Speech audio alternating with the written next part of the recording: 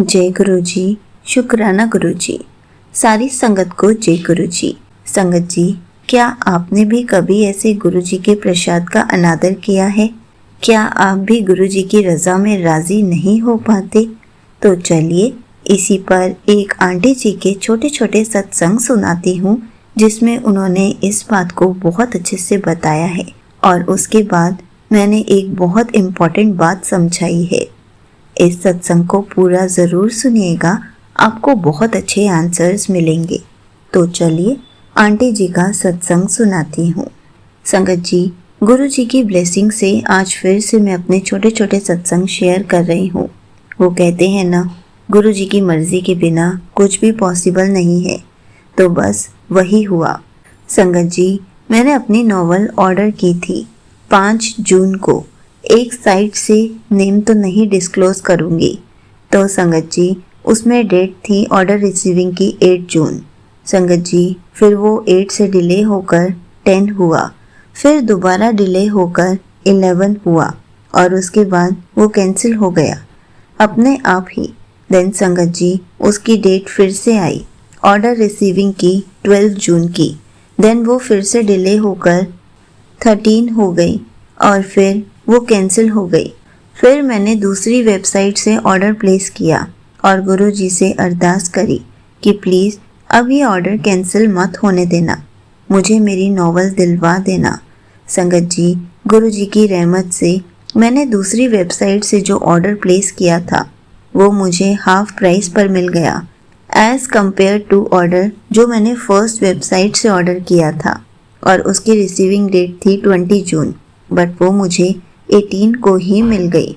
संगत जी, गुरु जी ने मेरी नॉवल मुझे दिलवा दी है और वो भी हाफ प्राइस पर और अर्ली डिलीवरी पर।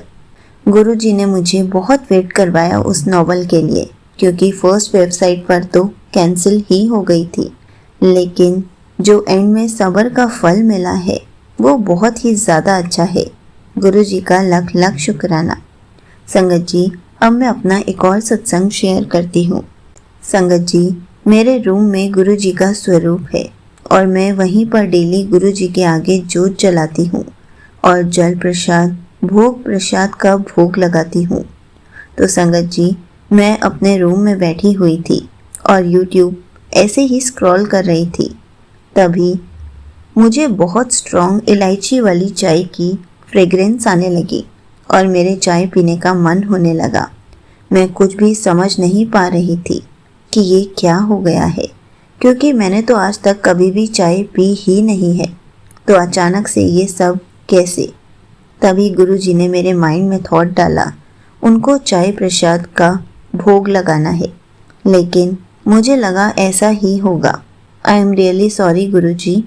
देन संगत जी, मेरे फ्रेंड ने कॉल की, लेकिन संगत जी, मेरे फ्रेंड ने कॉल पर फिर से चाय वर्ड बोल दिया, तो ये बिलीव हो गया कि गुरु जी को चाय प्रसाद का भोग लगाना है। ये और स्ट्रॉन्ग हो गया। संगत जी, फिर मैंने इलायची वाली चाय बनाई, गुरु जी को भोग लगाया और मम्मी पापा को भी चाय दी। उसके बाद गुरु जी से माफ़ी मांगी कि मैं आपके चाय प्रसाद नहीं पीती हूँ। आई एम सॉरी, क्योंकि मैंने आज तक कभी चाय पी ही नहीं है, तो प्लीज़ आप मुझे माफ़ कर देना और मैं प्रॉमिस करती हूँ कि मैं धीरे धीरे स्टार्ट कर दूँगी। संगत जी, गुरु जी का लख लख शुक्राना मुझे अपनी ब्लेसिंग्स देने के लिए। संगत जी, अब मैं आपसे अपना एक और छोटा सा सत्संग शेयर करती हूँ। संगत जी, आज मॉर्निंग में जब मैं सोकर उठी, वॉशरूम गई, उसके बाद संगत जी, जब मैं वॉशरूम से आ रही थी तब मुझे बहुत तेज़ चक्कर आए, इतने ज़्यादा कि मैं ठीक से खड़ी नहीं हो पा रही थी। मेरी लेग्स बहुत कांप रही थी। मैंने गुरु जी का मंत्र जाप करते हुए मैं अपने रूम में आई और फिर लेट गई और गुरु जी का सत्संग सुना। देन उसके बाद मेरी बॉडी में बहुत ज़्यादा वीकनेस आ गई थी और मेरी हार्ट वाली साइड दुखने लगी। फिर मैंने गुरु जी के जल प्रसाद में नींबू पानी बनाकर पिया और वो पीने के बाद मैं एकदम ठीक हो गई, जैसे मुझे कुछ हुआ ही नहीं था। गुरु जी के जल प्रसाद में सच में बहुत ताकत है। पहले सिर्फ सुना था, अब देख भी लिया है। गुरु जी का लख लख शुक्राना। यहीं पर आंटी जी के छोटे छोटे सत्संग समाप्त होते हैं। संगत जी, देखा आपने, गुरु जी के जल प्रसाद की महिमा के बारे में तो हम अक्सर सुनते हैं, लेकिन जब हम खुद जल प्रसाद पीते हैं तब हमें गुरु जी के जल प्रसाद की महिमा के बारे में पता चलता है कि गुरु जी के जल प्रसाद में कितनी शक्ति है। संगत जी, ये बात भी सच है, जो गुरु जी हमारे लिए करते हैं वो हमारे लिए ही अच्छा होता है। चाहे हमें थोड़ा सा सब्र करना पड़े, लेकिन हमें वही चीज़ दिलाते हैं जो हमें चाहिए होती है। इसलिए हमें गुरु जी अपनी संगत बनाते ही सब्र की दात बख्शते हैं। और आपको एक चीज़ और बताना चाहूँगी, जैसे कि आंटी जी ने कहा कि मैंने गुरु जी को चाय प्रसाद का भोग लगाया, लेकिन वो चाय नहीं पीती, तो उन्होंने प्रसाद बिल्कुल भी नहीं लिया। ये बात गलत है। संगत जी, जब भी हम गुरु जी को कुछ भी भोग में लगाते हैं, हम खाते हो या ना खाते हो, हमें उसे एज अ प्रसाद खाना है, एज अ प्रसाद पीना है। हमें उसको पदार्थ समझकर नहीं करना है। हम खाते हो या ना खाते हो, हमें थोड़ा सा ज़रूर खाना चाहिए। हमें गुरु जी के प्रसाद के लिए कभी भी ऐसा नहीं कहना चाहिए कि हम नहीं लेंगे, और ये भी नहीं कहना चाहिए कि थोड़ा सा देना, इससे हमारी ब्लेसिंग्स किसी और को मिल जाती है। संगत जी, गुरु जी का प्रसाद हमें तभी मिलता है जब हमें मिलना होता है, जब हमें उनकी ज़रूरत होती है। तो कभी भी गुरु जी के प्रसाद का अनादर नहीं करना चाहिए। ये एक तरीके से गुरु जी के प्रसाद का अनादर ही था कि मैं चाय नहीं पीती, इसलिए आपका प्रसाद नहीं लूँगी। चाहे आप एक चम्मच पी लेते, लेकिन वो प्रसाद आपके लिए उस टाइम पर बहुत ज़रूरी था।